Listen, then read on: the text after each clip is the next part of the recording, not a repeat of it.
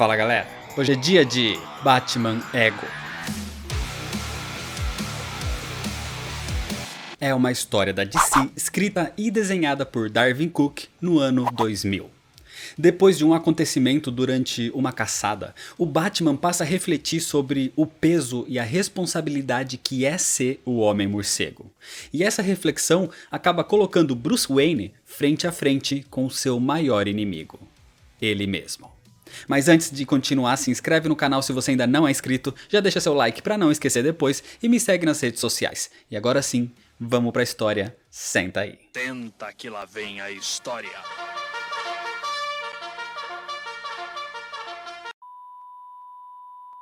A história começa próximo à saída de Gotham, onde o Batman faz uma caçada no frio da cidade que o castiga.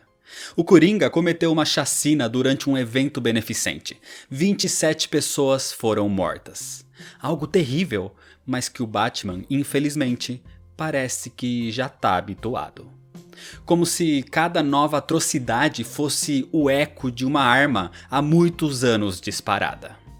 O Homem-Morcego demorou 27 horas para capturar o palhaço do crime, mas ele conseguiu, mesmo tendo levado 2 facadas do psicopata. E agora, o Cavaleiro das Trevas seguia atrás de um dos capangas que conseguiu fugir com o dinheiro dessa ação.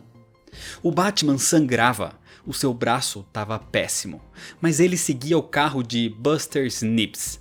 Inclusive, esse capanga do Coringa foi interrogado pelo Batman nesse meio tempo, e foi ele quem lhe disse a localização do palhaço. O Batman estava pronto para pular em cima do carro, mas de repente ele para no meio da ponte de Gotham. Buster sai do veículo e sobe uma escadaria na ponte. O Batman chega a pensar que o dinheiro roubado estivesse ali, mas na verdade Buster Snips estava fazendo outra coisa. Ele estava cometendo suicídio. Mesmo machucado, o Batman vai o mais rápido possível para salvar aquele homem, e com uma corda ele o segura, mesmo que o seu braço esfaqueado parecia que ia ser arrancado do corpo. Mas o Homem-Morcego salvou aquele homem. Buster Snips fica enfurecido. O Batman, esse monstro, não poderia tê-lo impedido. Assim, o capanga saca uma arma e aponta pro herói. Mas o Batman diz que Buster pode ficar tranquilo, o Coringa foi preso. Claro que isso não significava nada. O Coringa iria fugir do Asilo Arkham em qualquer momento, como sempre fazia. E depois disso, ele iria atrás de Buster e da sua família, porque ele descobriu que foi ele quem o entregou. O Coringa mataria sua família de alguma forma horrenda, a sua linda esposa e a sua pequena filha. Então, para que elas não caíssem nas mãos daquele psicopata, Buster matou as duas. E agora só faltava se matar. E com aquela mesma arma que apontava para o Batman enquanto falava isso, ele aponta agora para sua própria cabeça e se mata.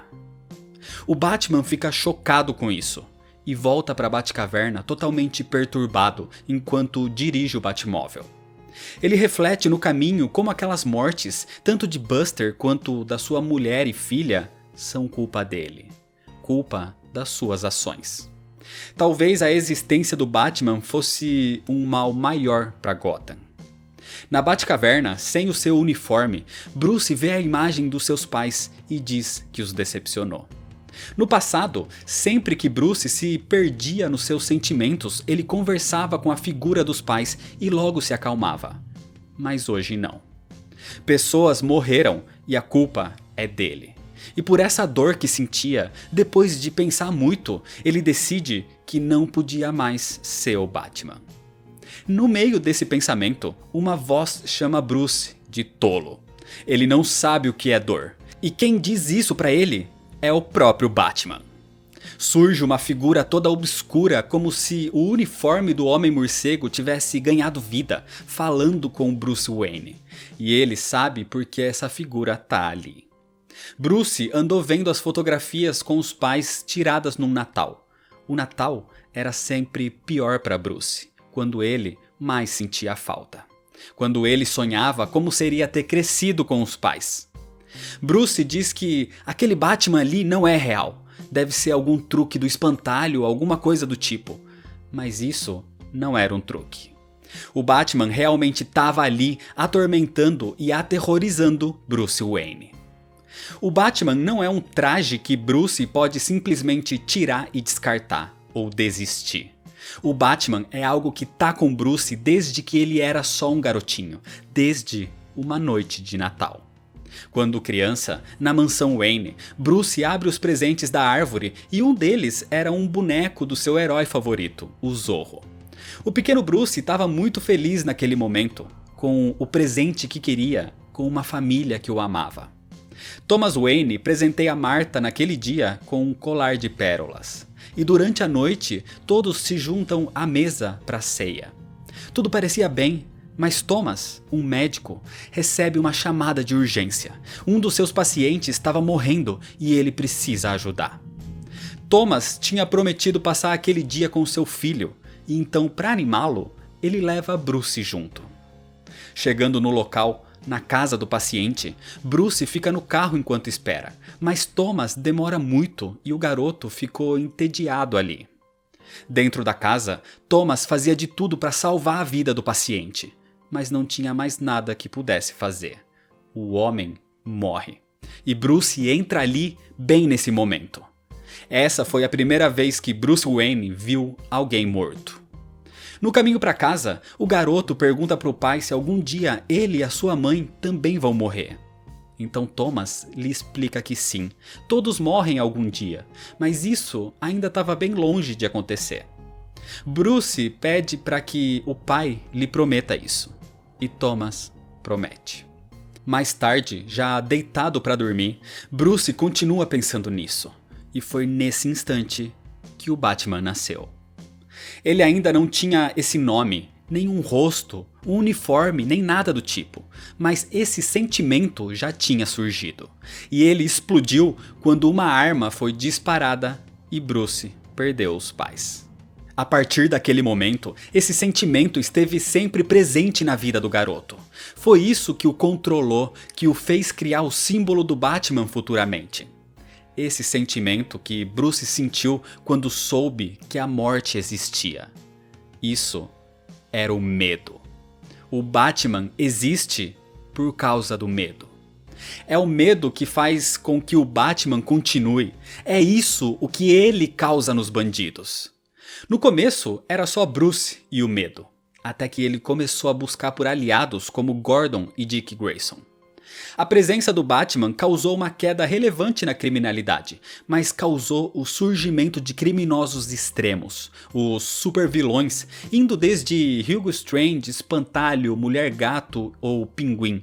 Mas ninguém era mais mortal ou psicopata que o Coringa. Um assassino que gosta de matar, sem motivo.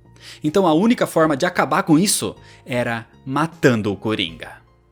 Bruce diz que não. Ele não é um assassino. Não pode sujar as mãos com sangue. Mas o Batman se revolta e diz que Bruce está soterrado de corpos. Ele é hipócrita em dizer que não vai sujar as mãos, sendo que todas as mortes que o Coringa causou poderiam ter sido evitadas se ele o tivesse matado.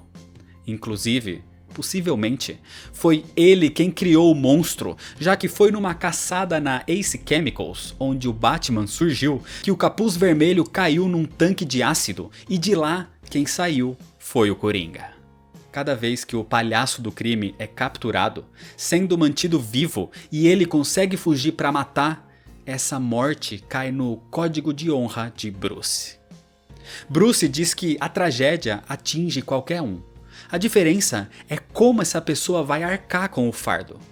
O Coringa, por exemplo, optou pela loucura, mas ele não. O Batman se irrita e diz que Bruce não pode lhe dar as costas ou ignorá-lo ou abandoná-lo, porque ele também tem a parte da loucura. E isso trouxe repercussões essa noite. Pessoas morreram por causa disso. Bruce concorda. E por isso ele acha que não poderia mais viver como Batman. Mas o Batman tem uma solução. Que eles vivam separadamente, como se fossem duas personalidades. O ricaço e playboy Bruce Wayne que não mata e curte a vida, enquanto o medo encarnado, o Batman que vai até o extremo. Algo como acontece com o Duas Caras. Isso era algo necessário, porque todas as guerras têm as suas baixas. Assim como Don Diego, o Zorro, o herói do Batman, também sabia. Mas Bruce não é um assassino. O seu pai foi um médico, um homem que salva vidas, que cura as pessoas, que lhes dá a vida. Se Bruce matar, isso iria contra a própria imagem do seu pai. Isso iria contra tudo o que ele é. Por isso, Bruce não concorda que o Batman mate. Então a figura diz que eles só têm uma solução. A figura do Batman materializa uma arma na mão de Bruce. A mesma arma que matou seus pais naquele beco. E diz que a única solução agora então é que Bruce mate o Batman. Dessa maneira, ele ficaria livre do medo, da responsabilidade. Bruce aponta a arma para ele, mas desiste. Se ele matasse o Batman, ele estaria matando a si mesmo. Conviver com o medo, ser o Batman, é o que faz Bruce ser quem ele é. Essa é a vida que ele tem agora. Não tem como mudar o passado. Não tem como deixar de ser o Batman. Ele é isso desde criança, quando sentiu o medo. A única coisa que ele pode fazer agora é proteger os outros para que pessoas sejam felizes, como ele jamais foi. Garantir que o que aconteceu com a sua família nunca aconteça novamente. Por mais que isso doa, Bruce e o Batman são uma coisa só, enraizada dentro dele. E ele precisa dosar essas duas partes. Assim, Bruce propõe ao Batman que eles continuem, mas nunca ultrapassando seu limite.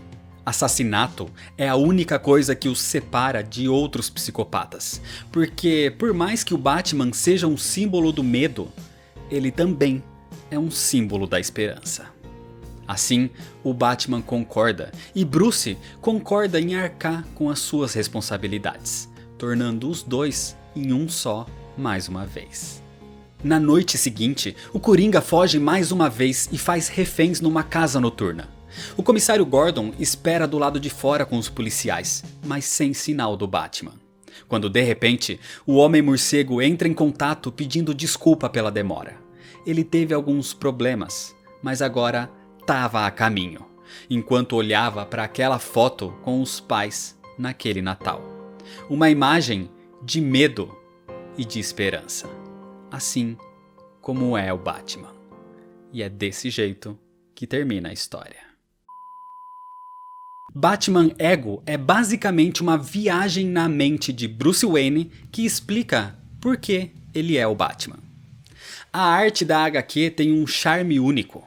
Darwin Cook trabalhou com Bruce Timm na série animada do Batman nos anos 90, então o estilo tem uma semelhança, mas ao mesmo tempo relembra muito o estilo da Era de Prata dos quadrinhos. E junto com cores mais soturnas, como cinza e roxo, faz a parte artística aqui ser algo único. A narrativa é envolvente, porque basicamente se trata de uma conversa, mas essa conversa é recheada de tantos elementos que a leitura é conduzida de forma muito fluida. E o roteiro é o maior destaque. Como eu disse, na narrativa a história é basicamente uma conversa sem ação, mas o roteiro faz essa conversa se tornar no embate. É uma luta psicológica entre id, ego e superego. É aqui que a história faz todos os questionamentos que todo mundo sempre teve. Coisas como: o Batman é tão insano quanto os seus vilões? Ou por que o Batman não mata o Coringa? Por que verdadeiramente Bruce Wayne se tornou o Batman? O roteiro mergulha na mente perturbada do personagem e disseca tudo isso. Isso, pra mim, por exemplo, que adoro essas abordagens mais psicológicas, faz com que essa HQ seja realmente ótima. É só uma pena que ela é um pouco esquecida quando a gente conversa sobre clássicos do Homem-Morcego. Talvez por ser uma HQ curta, eu não sei na verdade, mas é algo que definiu muito bem o personagem. Tanto que o diretor Matt Reeves disse que Batman Ego é uma das suas inspirações para o novo filme do morcego, o The Batman.